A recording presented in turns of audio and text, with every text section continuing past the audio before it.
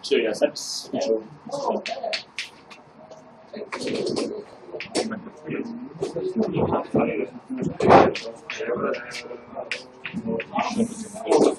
Сейчас небольшой корректно сказать. Или один, так, где-то 25. Решетка,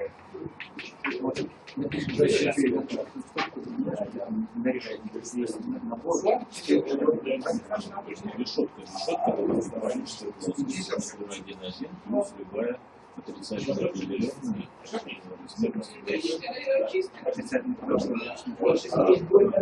не модулярная. Ее определите, четко. Скажем, через это мы будем взять E8 плюс E8 плюс E8 отрицательная определенная.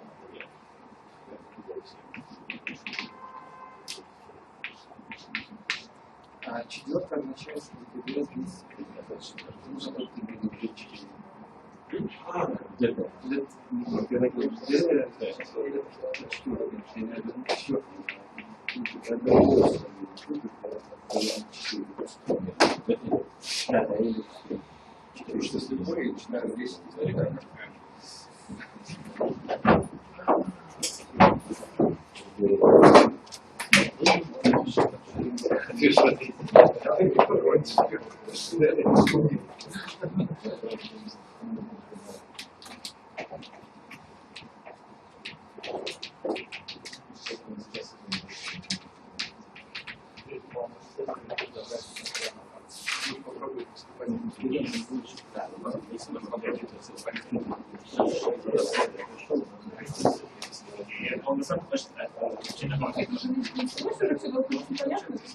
А нет, человек правда.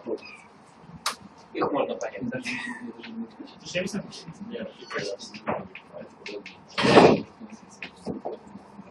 Вот в первую очередь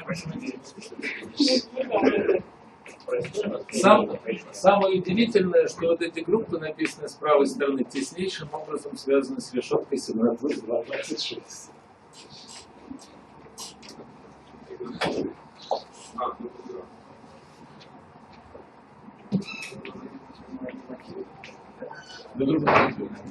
Воина. Конвер. А он монстр.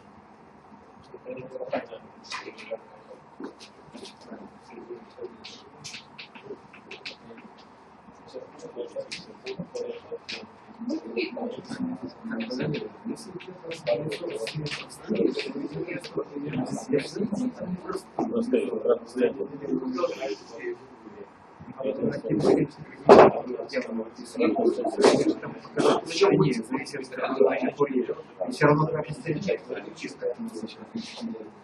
Потому что вы можете показать,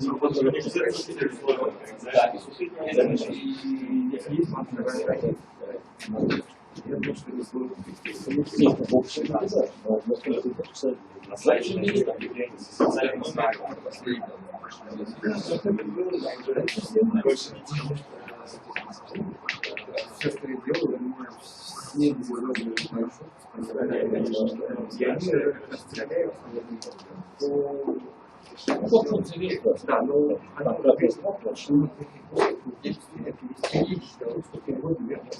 но прямая сумма.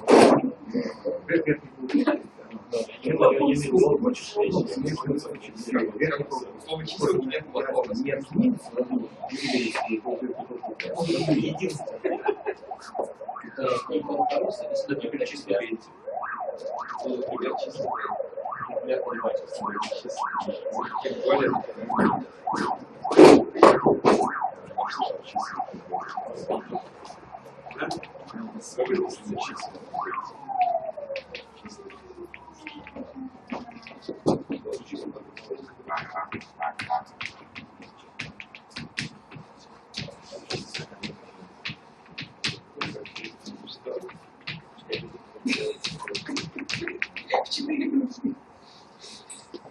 Привет. Привет.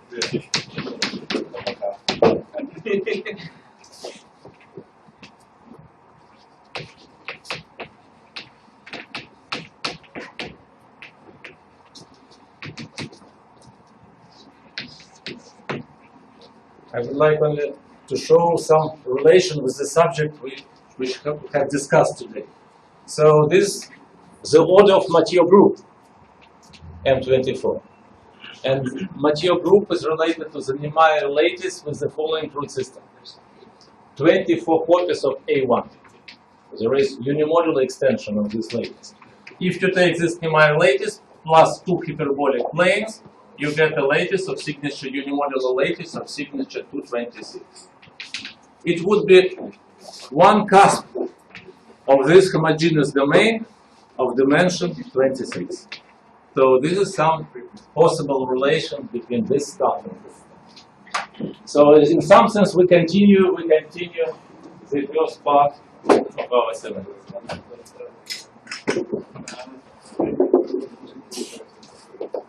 But this we'll discuss in a little. So it starts on moonshine. Who knows this word? It's in English.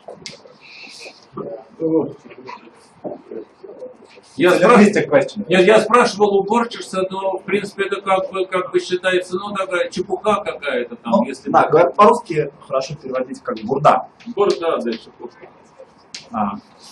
This word has couple of meanings. It's like Бред. Ну, именно бурда, не бред, сейчас объясню почему. One of the meanings is the something that makes no sense. So something makes no sense. Nonsense. And there's another meaning in Russian it's called самогон.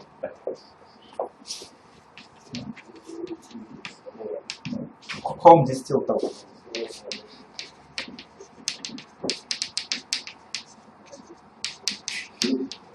This appeared during the prohibition, right? When there was Сухой закон, the dry law, the people did their own alcohol and they did it during the night under the moon, so it's the moonshine. And these two meanings, they both come into play when people want to speak about this. And this word, it kind of also can be an alcohol or can be a nonsense, right?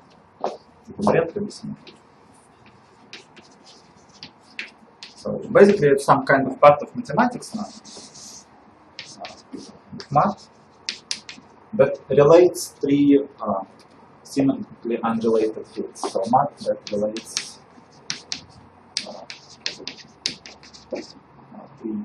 at least three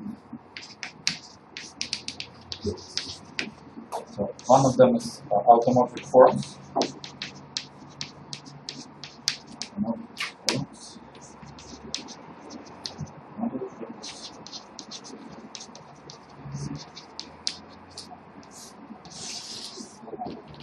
So another is geometry, algebraic geometry.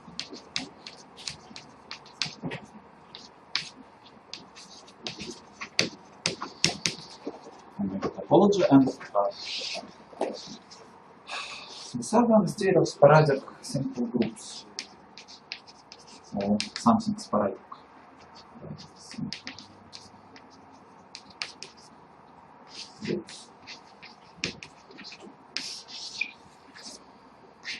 These relations, sometimes that is called triangular relations. This kind of relations is what's usually called moonshine. So all the three fields are very old, right? At least coming from 19th century. So this starts in 1850s. First sporadic simple groups were found by this person, Mathieu. This starts from, at least from Euler. Yes, maybe early.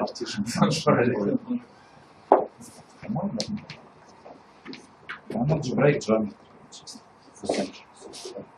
And usually, what Bogomolov says, right? So if you have some algebraic variety that lives outside of the algebraic geometry, it's always usually very simple variety. Never people in applications can imagine something more complicated than say elliptic curve, K3 surface, some surface, or something very rational. And well, in this field, usually, again, these varieties are not super complicated. These are usually elliptic curves, K3 surfaces, related things, sometimes maybe But homomorphic arithmetically things, K3 and the elliptic curves are very complicated objects. yeah, the hyperkähler varieties. Things like this, they can be related. So this whole story, it starts around like the first appearance of the moonshines. I'll give some historical overview. It started on the end of 70s, beginning of the 70s. So maybe first a little bit, couple of words about simple sporadic groups. So in 1850s,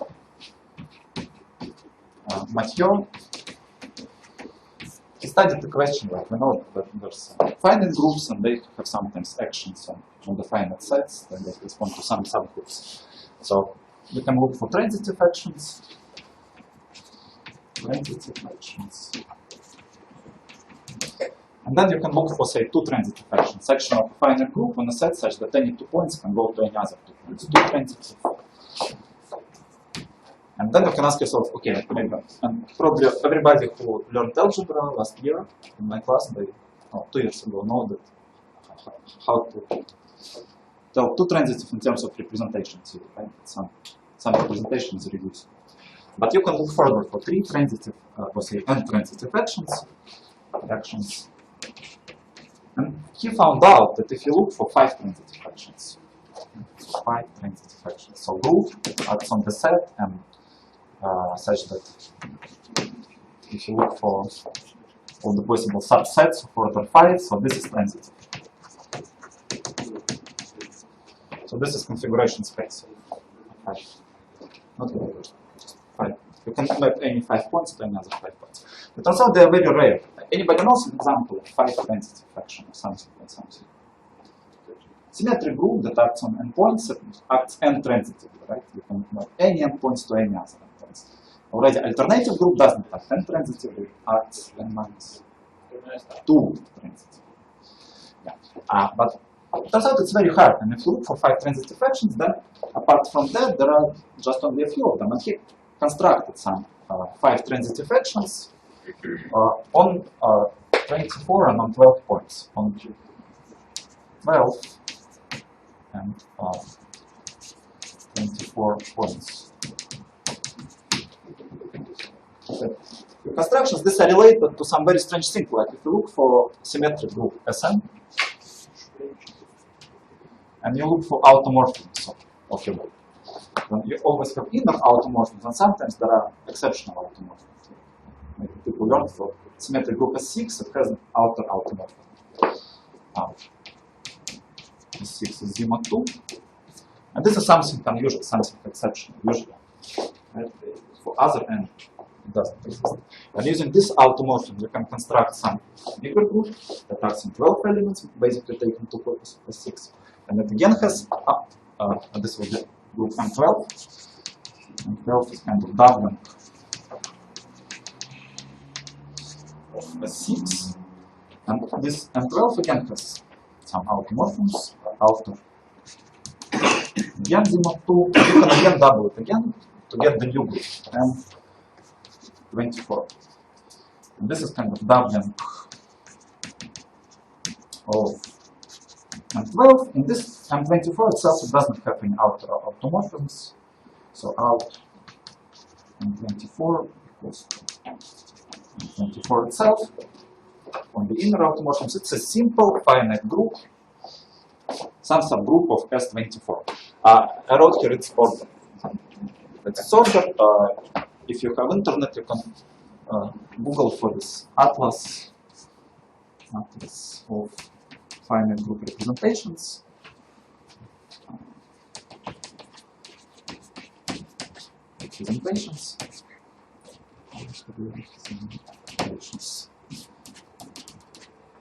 And if you find this web page, then you can look for most of the groups you like. And for example, this info I got from there.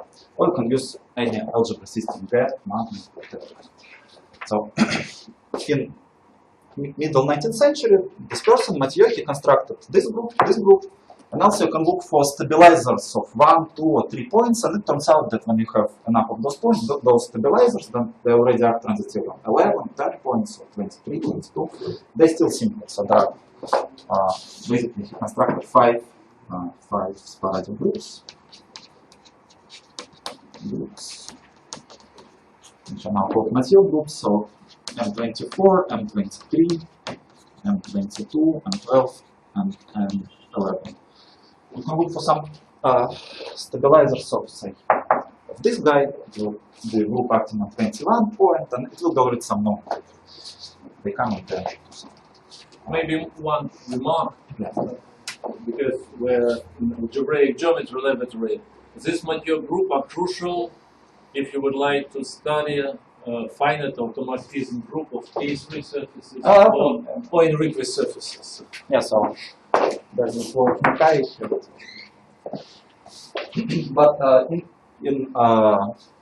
in the middle of 19th century, of course, Kummer invented Kummer surfaces, and the things existed, right, in the Platonic world, but did not know about each other yet. I mean, at least people didn't know that they know something about each other. So that's one of the very first sporadic groups. And then the story, the sporadic groups, it has a gap of 100 years. Right? So for 100 years there was nothing happening there. It was very calm and quiet. And 100 years later,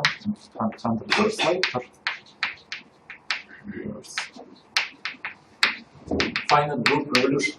yeah, there was some big progress, revolution that started from the Fate-Thompson's theorem.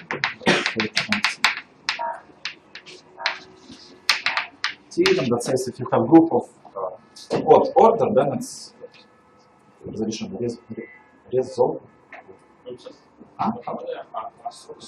Группы нечетного порядка разрешима. Solvable. Yeah, so groups of odd order are solvable. So if you have a simple group, it should have even order, and it has interesting two-syllable group.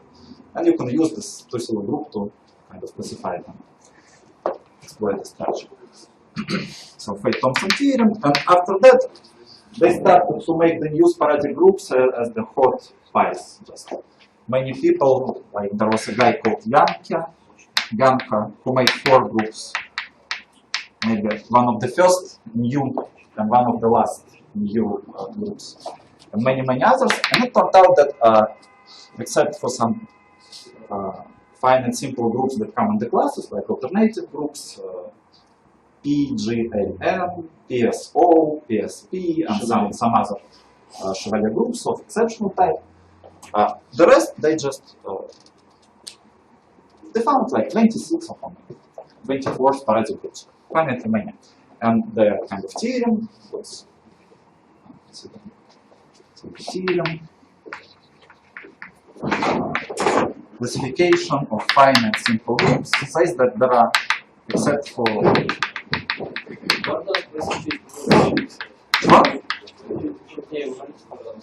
просить можно, а писать местно. 26 or sporadic groups.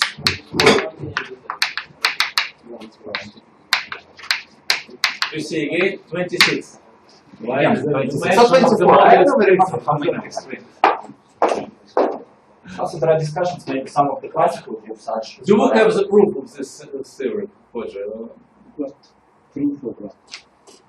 This theorem. We believe that this is true, but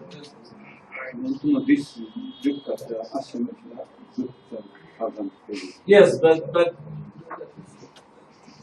do you know any mathematician who read, not wrote, but who read the proof? Yeah, so the proof of the thing, it contains tens of thousands of pages. So the first start for this Fate-Thompson theorem, the paper was so big that it took either 1 or 2 journals of Pacific Journal of Mathematics, whole issues. Like the whole issue contained only this paper, so it was published like that. And actually what I heard today from Voevodsky, that this theorem now, it's verified. So there's a person who has a team, like they verified, they have verification system code, and they programmed the huge library, and so this particular thing already completely verified.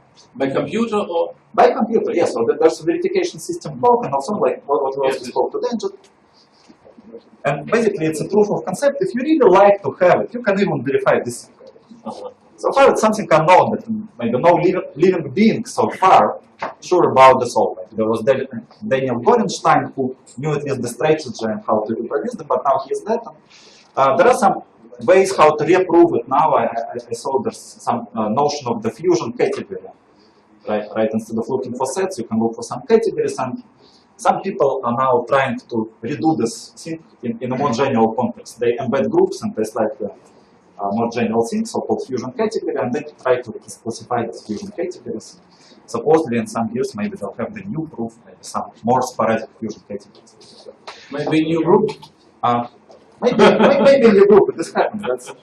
That's often happens.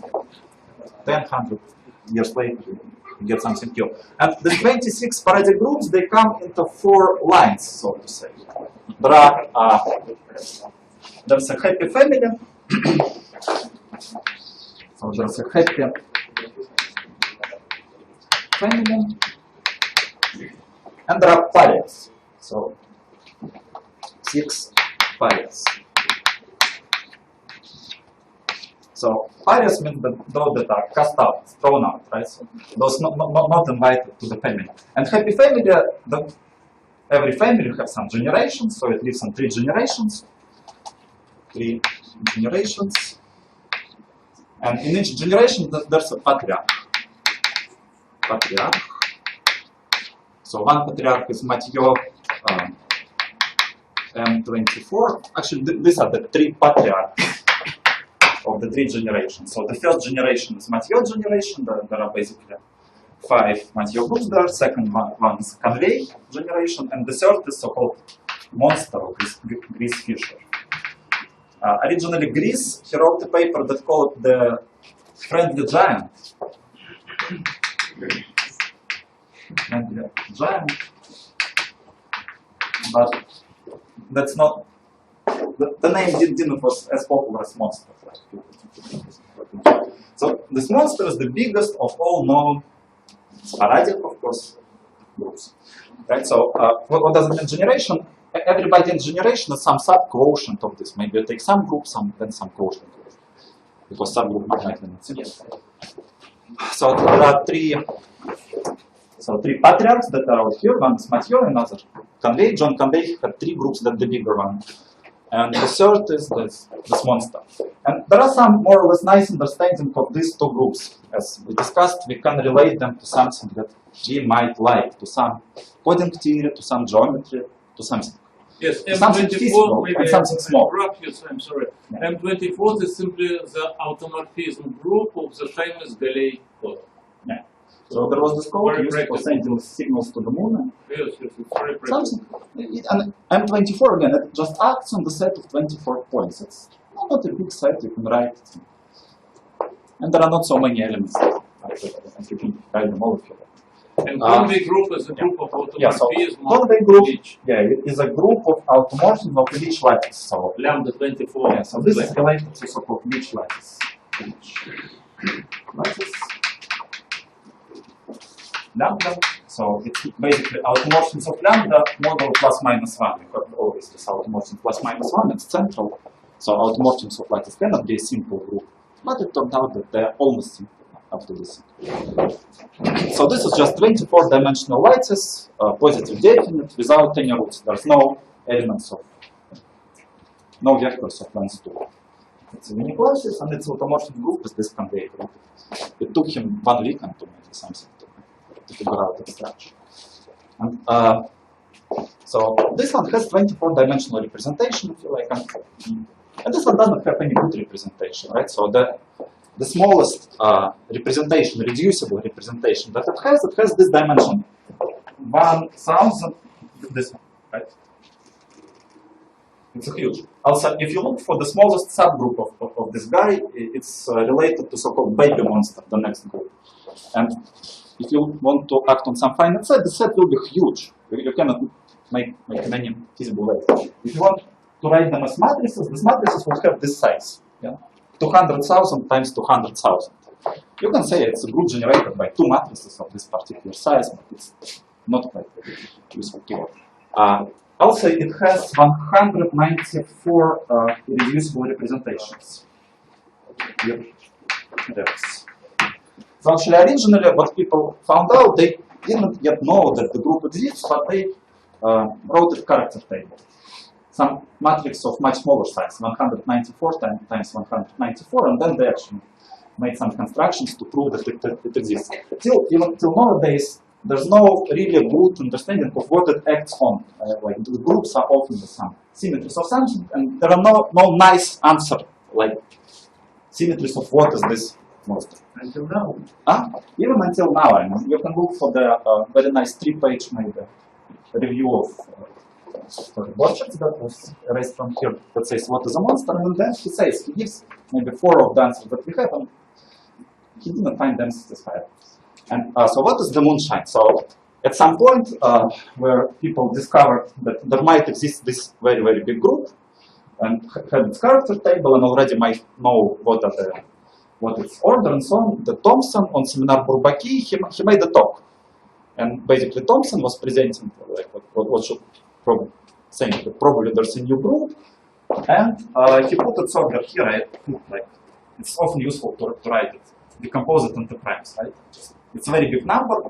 The number itself is more than Platons and Jupiters. People who work with these monsters, one of their key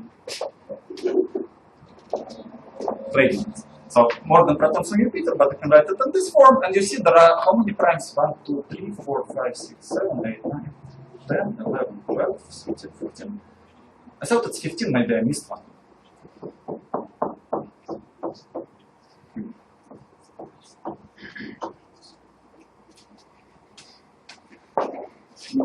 Maybe one is missing. Okay, you can check it later. And on the seminar for Bakin, there was Andrew Ock, this mathematician that I wrote here, and he told that absolutely independently, he proved the theorem about automorphic forms. Right, so that's for those who Ock's theorem.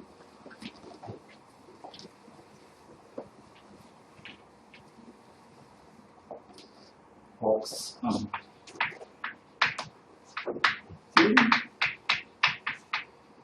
says the following. So you have the standard group like SA to Z.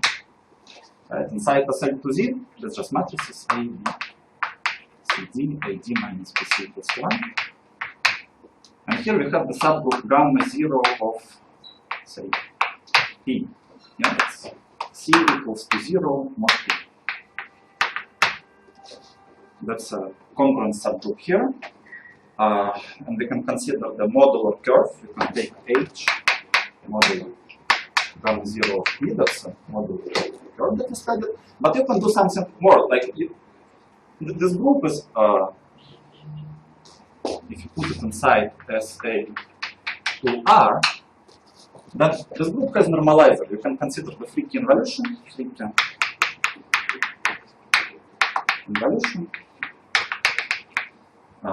Z goes to minus 1 over PZ, or if you like to write it as matrix, like this matrix. And this free key involution, it's a normalizer of this group, so you can consider the bigger group. So here, gamma 0 of P plus P, so to say. It's just the group generated by this group and this involution. Twice bigger. So our group is subgroup of index 2 inside this one. And let's take quotient by this group. That's the notation that they use, very, very useful notation. You start from this group and then you add one involution. And this is a curve, right? And you can ask yourself, what's the genus of this curve? And the theorem of Ock says that the genus of this curve equals to 0 if and only if P is prime. If P belongs to finite list 2, 3, 5, 7, 11, 13, 17, 19, 23, 31, 37, 47, 59, and 71.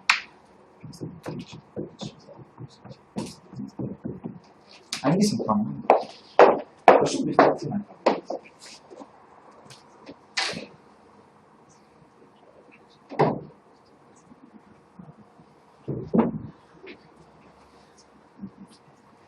Ah, 29. 29.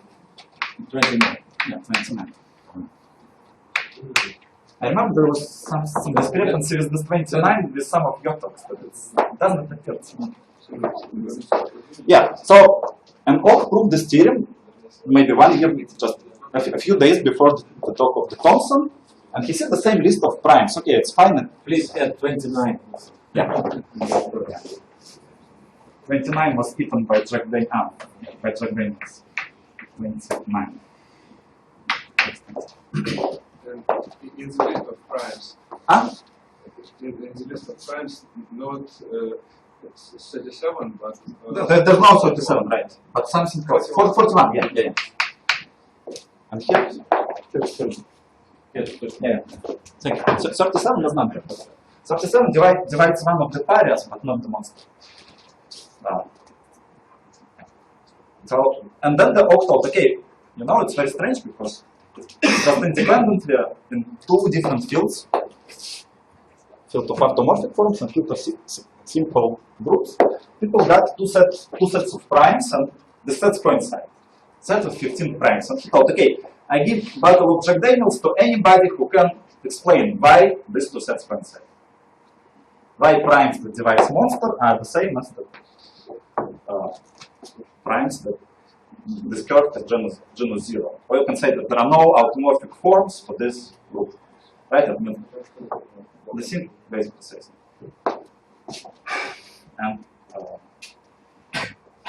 And you still have some chances. This battle was not reclaimed. That's formally it's an open problem, but there was some progress on solving this problem.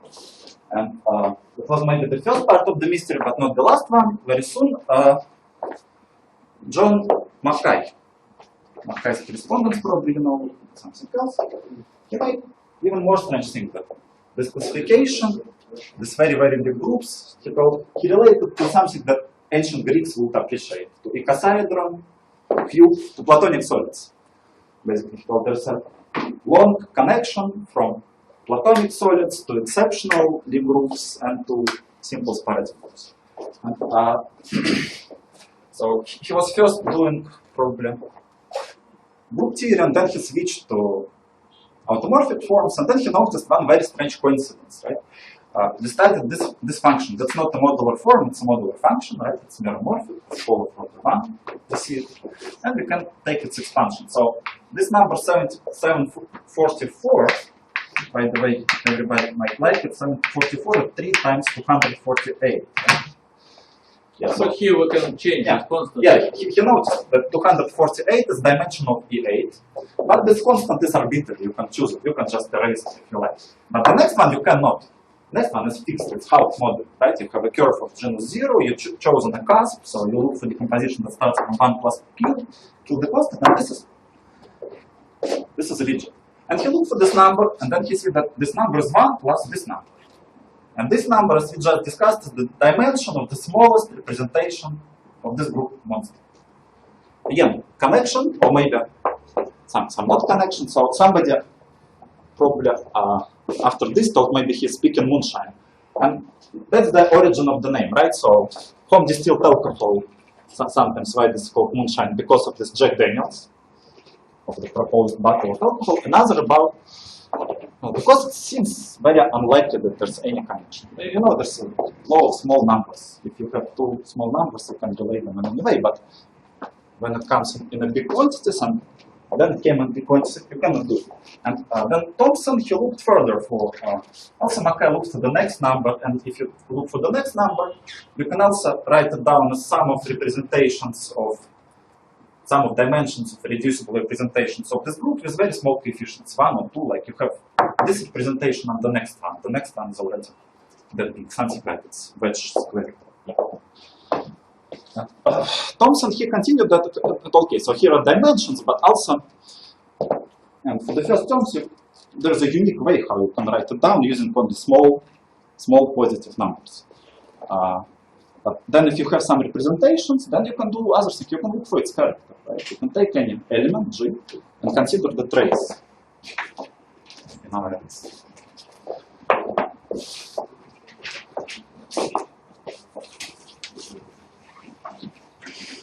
I can tell you one more fact which is not known. It's known only for me in my case. Then for this prime, this is exactly the list of prime for which the space of the Jacobi cusp form of weight 2 and the corresponding prime index is 3. You consider Jacobi cusp form of weight 2 and this index is exactly the list of all prime indexes for which Maybe the except space for is 29 or something like that. It's 3. So then you can consider G inside it. So these are representations. G inside G of some trace Tg of Q. Some trace over Vm G times Vm. Yeah, so this is so-called Markay-Thompson series.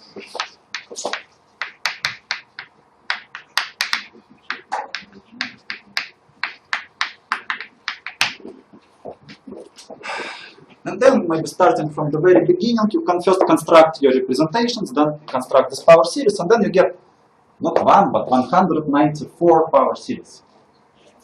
And then what Conway and Norton figured out after this guy, that all these power series, they are modular, Haupt moduli for some curves of genus 0. So there's a correspondence between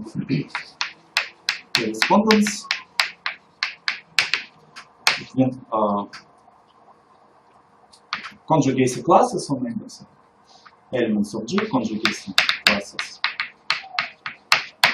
of monster, and some subgroups, Haupt moduli, like for some particular subjects. This is a paper of Conway Norton that's called Monstrous Moonshine. Question. Yeah. This generating function of characters, right? This Markay-Thompson series. It's just a function. No, here generating function because fixed power, if you fix particular character of. You can take them together and take characters. So this is the generating function, it's called.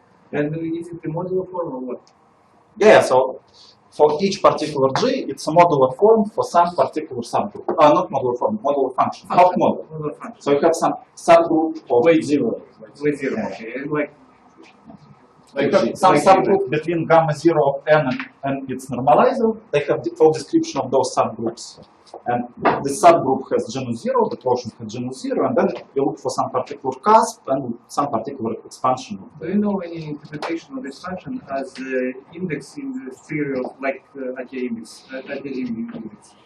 I think that's called Hirzebruch price problem that's open to find some topological manifold with action of those groups. And then if you found it with some conditions, then automatically we can genus. Genus would be this series. This is a little genus, right? In the series. It's an open, another No, open. conjecture, whatever. It's supposed to be a relative genus. It might be.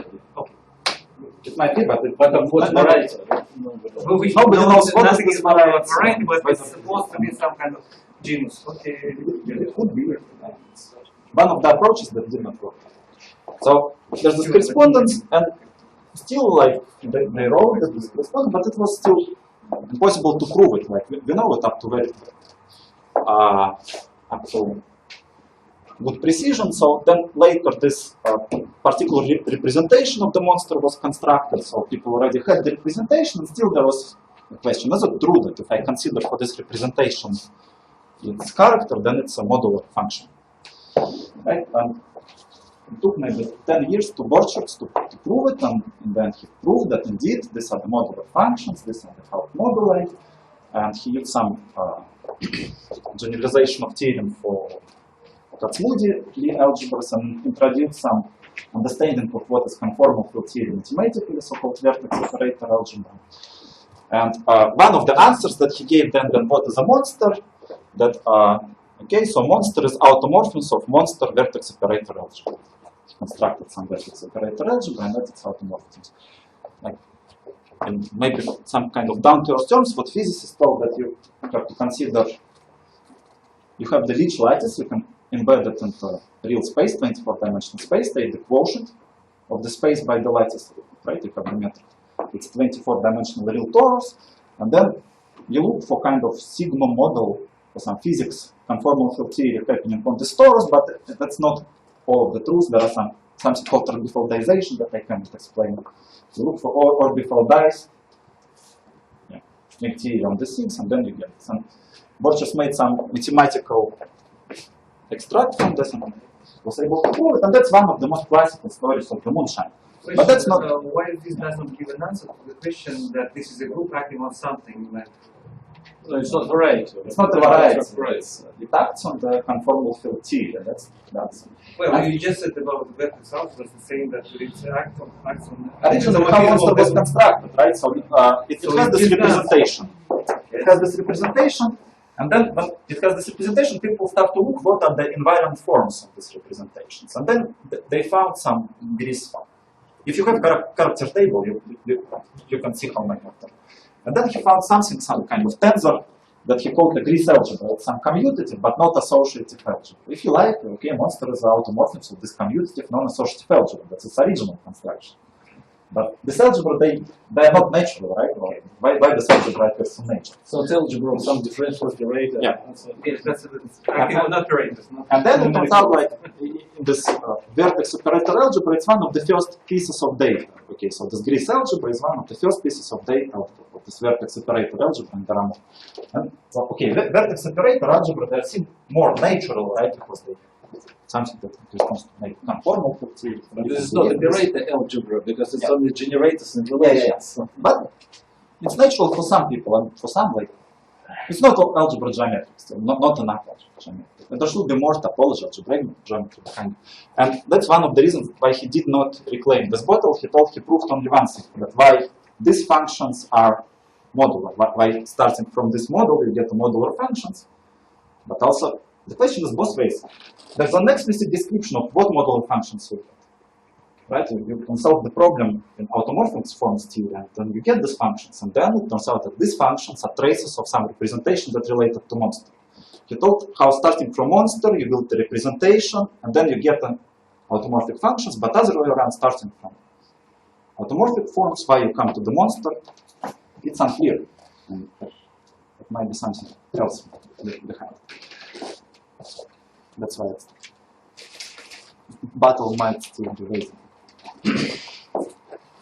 So, and this is something related essentially, okay, to elliptic curves maybe, right? So, this thing, so it was automorphic forms, so moduli of elliptic curves for some reason. Okay, moduli of elliptic curves related to some sporadic groups. But there are more of the moonshine things. Some of them are much simpler. Probably now I'll tell about some geometric moonshines. This is a little bit less geometric, but it contains.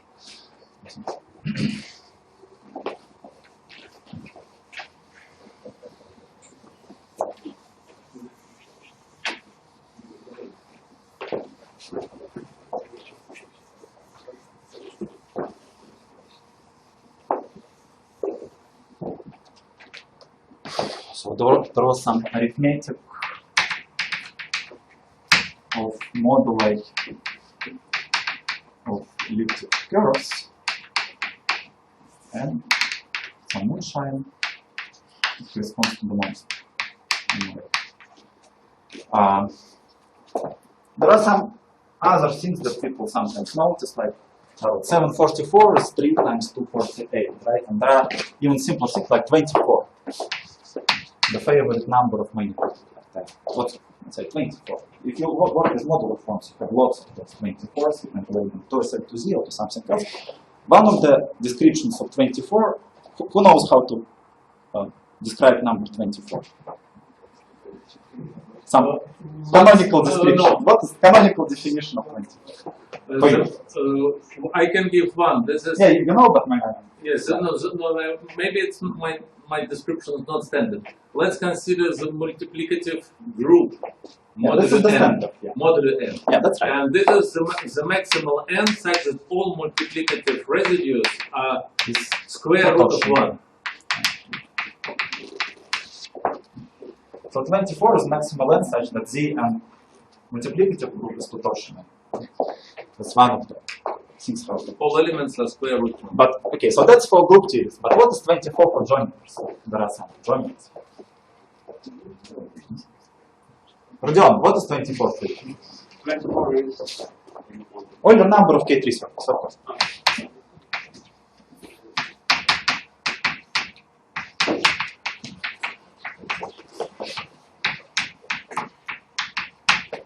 Maybe also because of the modular stack of elliptic curves. Because That's for Artem. Yeah, so elliptic curves is something here, and maybe this understanding of 24 will give better understanding of this. Because for SL2Z, if you take the double cover of SL2Z, then the commutator has index 24. Yeah. It's exactly proof of also 24 is minus 2 over minus 1/12. Yeah, that's also. That's Z of 2, right? Z of minus 1, right? 2 times Z of minus 1. Minus. This is minus 2 over. Right. Minus 2 divided by Z of minus 1.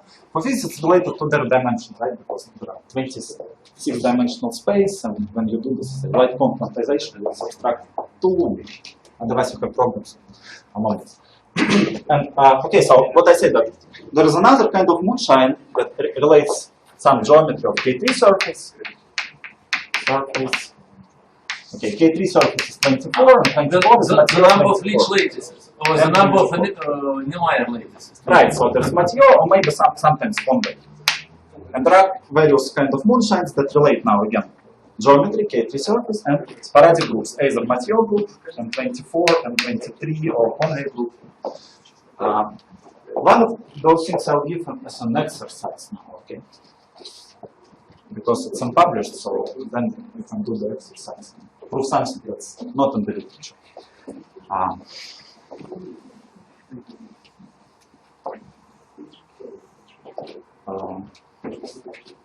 So K3 surface is irreducible holomorphic symplectic manifold, hyperkähler manifold. And there's a procedure how you can construct more manifolds like that called Hilbert scheme.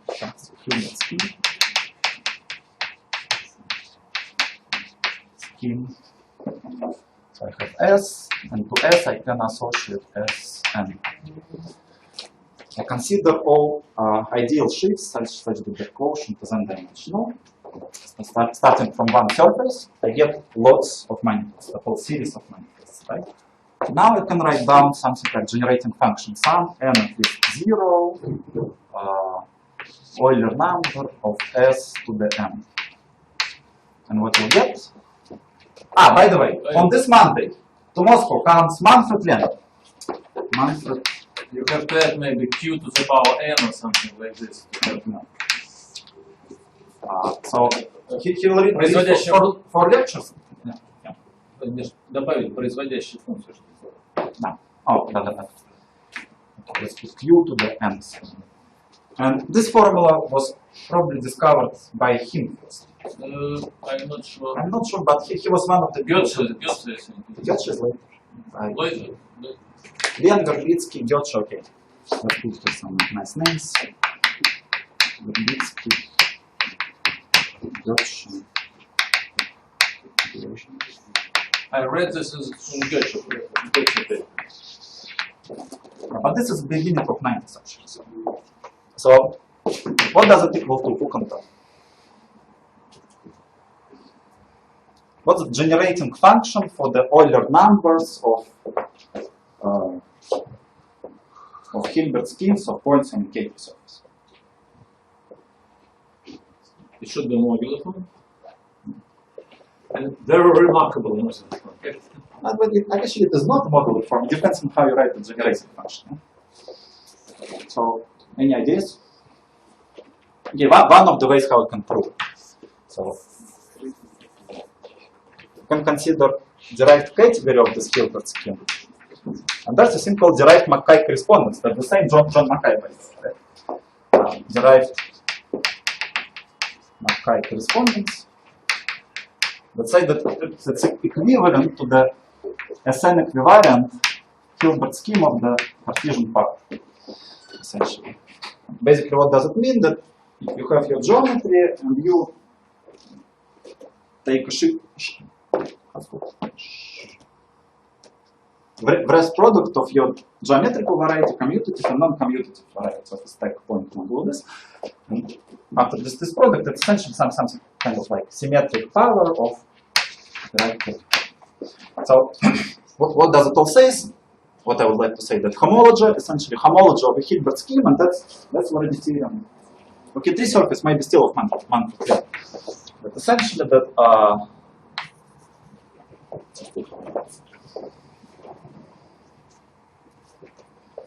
okay, maybe let me give you an answer.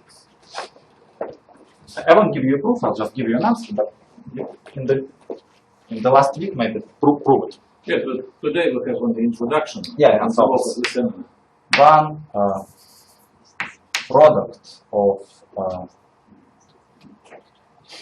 1 minus q to the m minus 1 minus e of s.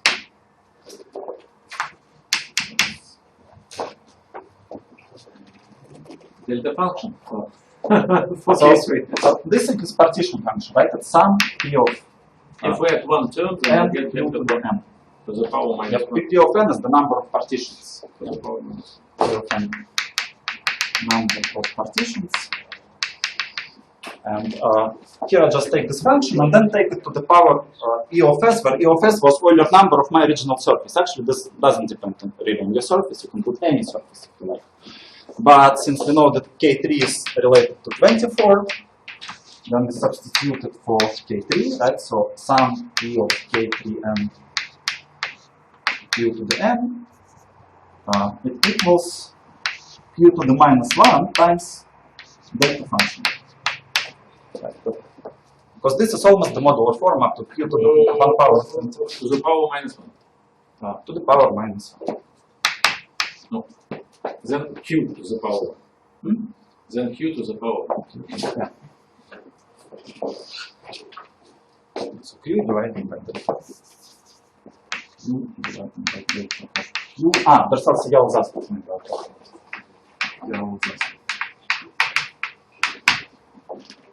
This is again Borch's product.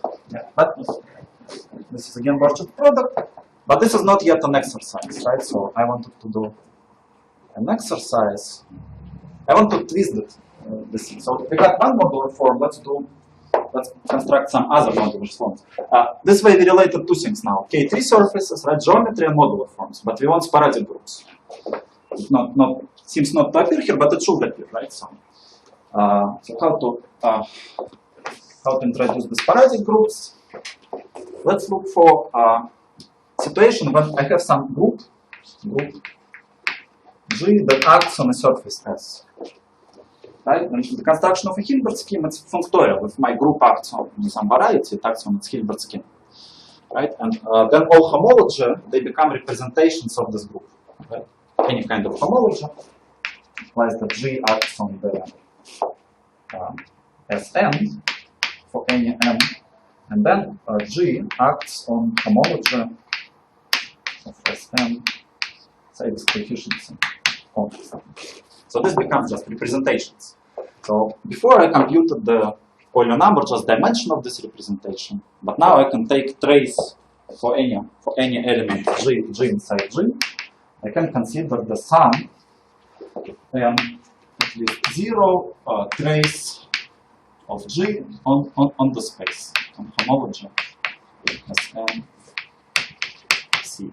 Or maybe you need to take super trace, but for K3 and you have only even homology, so just consider the trace. Okay, now you can ask yourself a question. So I'm given a K3 surface and I'm given some group acting on it. Maybe for this trace I need just only cyclic group, right? Some automotion. What I will get, what functions I will get. Right? So that's an exercise. Let me write it down.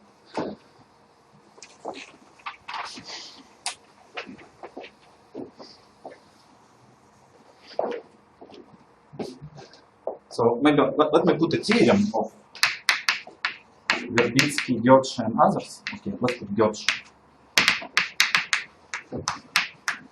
Götzsche, then, and others.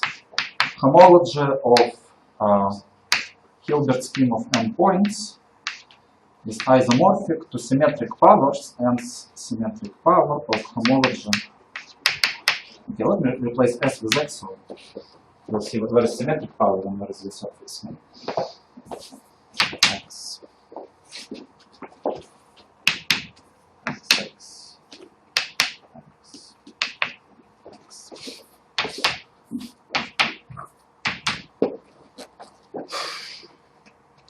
Yeah, so you have this isomorphism, right? So if you know just representation, this representation, you know all the other representations. So everything you want to know, really. So question number 1. It is closed by Nikulin. Let's pick 0 to this. So I have G acts on. So what are finite order automorphisms of K3? So this question is closed, and now open question. So given X K3 surface and G acting on X, finite order automorphism, find this sum and this 0 trace of G on homology of X and times Q to the n. So the answer will be some particular modular force, again up to this Q to something. So let me give you first the answer of Nikulin. So this problem was closed by Nikulin, but understood well maybe a little bit later by Mukarin.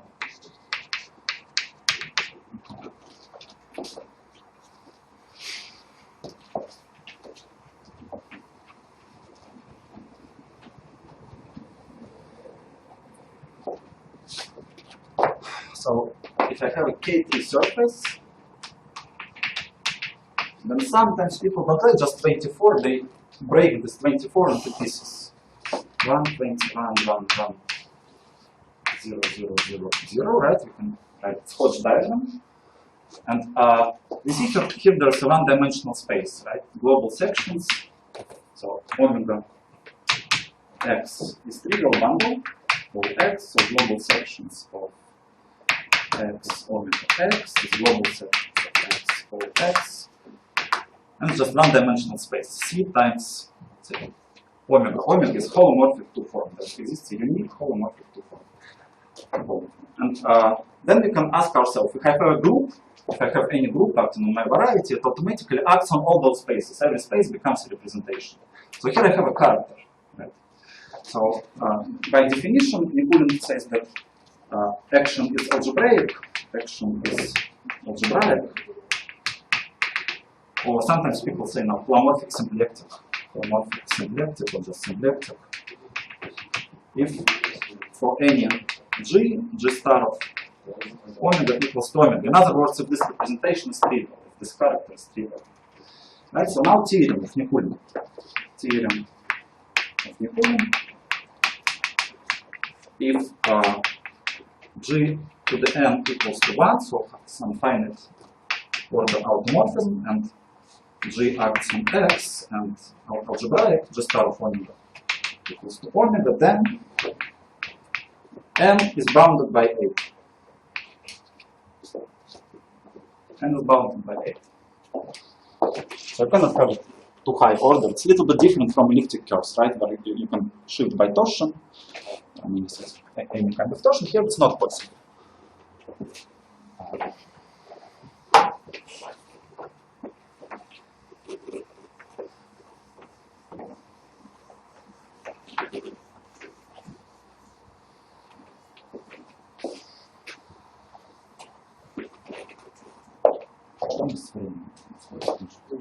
Почти полбеда, так что мы Okay, so then maybe I'll first finish with one of these moonshines, then give only some sketches of the others. I'll tell in more details later.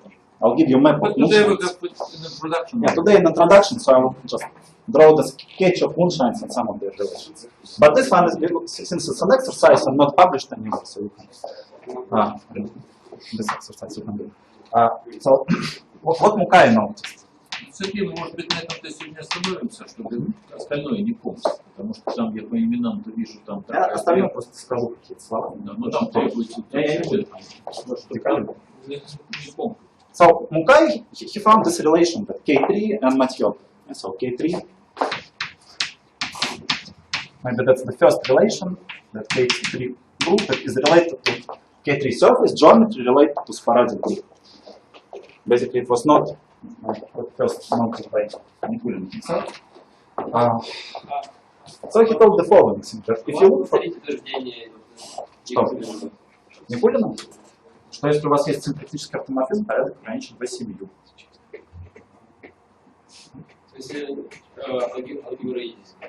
Да, он называл их алгебраическими свои статьи. Сейчас называется синкретическими. Потому что сохраняется двуморфная синкретическая форма. So, what Mukai noticed that if you look for the trace of G on homology of your X, then it depends only on order of G. And actually the representation itself depends on the order of G. You can write down what is the representation, what are the eigenvalues, right? Eigenvalues are some roots of unity. That's related to the fixed points, of course. Mukai's original proof was used of the holomorphic of various fixed point formula, holomorphic and non-holomorphic. And then he wrote a table of those things, and it turns out, and moreover, these traces are coincide with values of a standard character of M22. What does it mean? So you have these numbers 1, 2, 3, 4, 5, 6, 8. And trace of the 1, 2, 3, 4, 5, 6, 8. And then you get your numbers. Here's 24, the dimension 8, 6, 4, 4. Actually, I can tell what is the number. This trace of G equals to 24 divided by psi of n. The psi of n is the function that I like, the difference function. It's n times product p divides n, 1 plus 1 over p. Or in other words, it's the order of SA to Z gamma 0 of n. Index of this group, of the modular group, that's a particular number. So for n equals to 1, you put psi of n equals to 1. That's the convention here.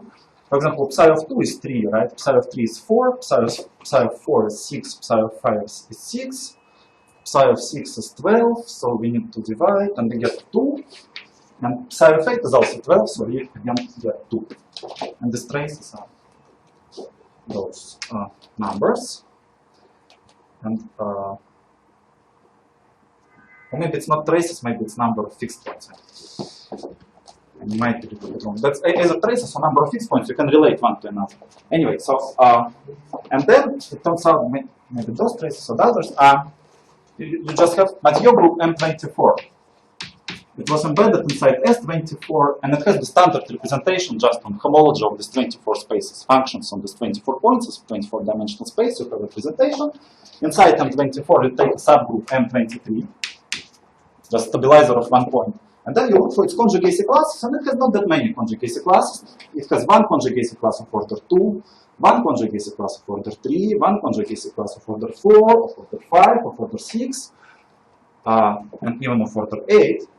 And the values of this character, this particular character, 24-dimensional representation, it's reducible from 23. It has two-dimensional space of invariance. It's exactly this number. And essentially, what the theorem of Mukai says? Theorem of Mukai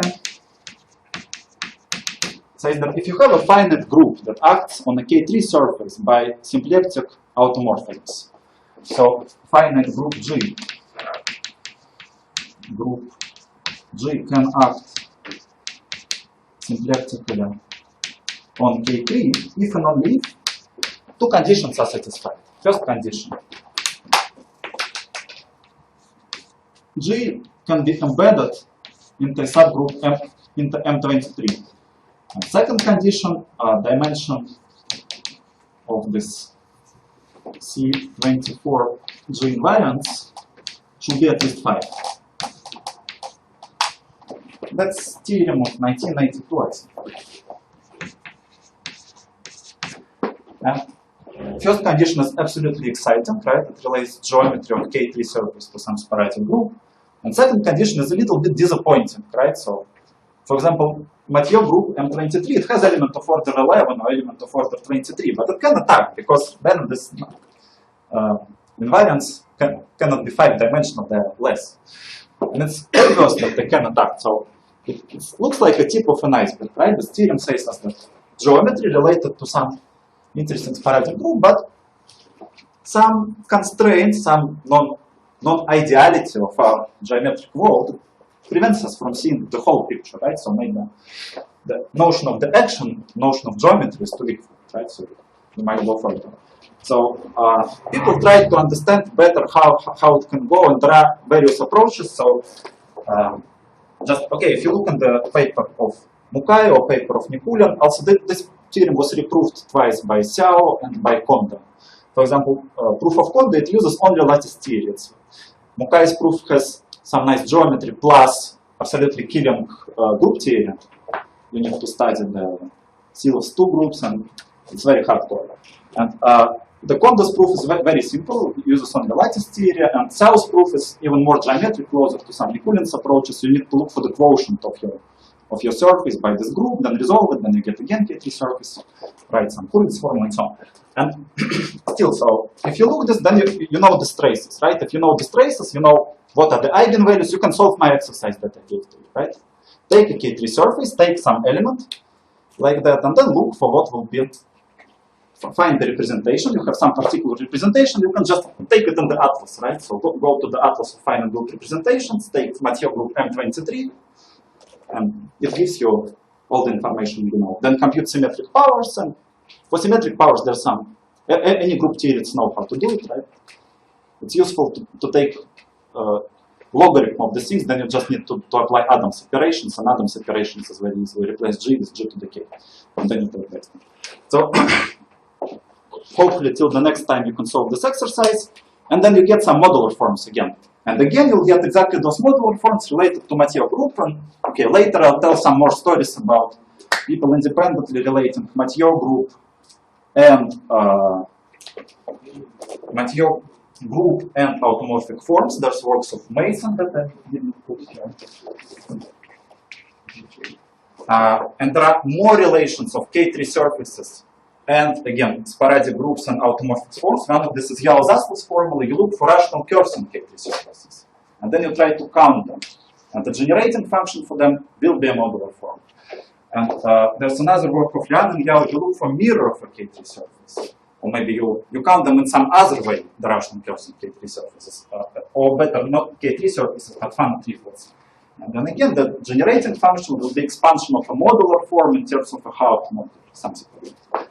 And some are very recent. It's 2010 and started from 3 people from Japan, 2 of them working in IPMU. Hiroshi Oguri and Yuji Tachikawa, and also a person from Kyoto, both from Gucci. And their thing again relates. So the thing about Mukai, it looks like it's cut out. You see, you have instead of M24, you have M23 and not whole M23. So these 3 people, they found some relation to M24, like if you look for elliptic genus of K3, elliptic genus of K3, And then they look for its expansion, and then again they see the dimensions of M24 now, not M23. So M24, and then it made a big hype, like it 5 years ago, and now lots of men and women, they writing millions of paper every year, like, because it's when it's related to theoretical physics, it expands exponentially. So they're writing more and more and more, and there are some understanding, but no good understanding. So not something like satisfactory. It's more or less reduced now to Borch's scheme of the proof. Yeah. For example, this theorem was resolved in terms of, say, of sigma model by physicists. I myself had the idea that you can resolve it in terms of the direct categories, and indeed, for direct categories, you can replace 5 with 4, and there's a lot of hybrids that essentially shows hybrids.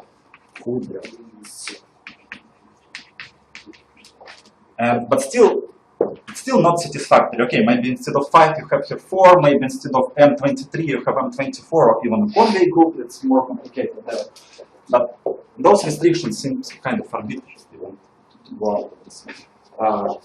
And there are so many of various subjects, and like there are lots of the things that geometry K3, some sporadic groups and automorphic forms.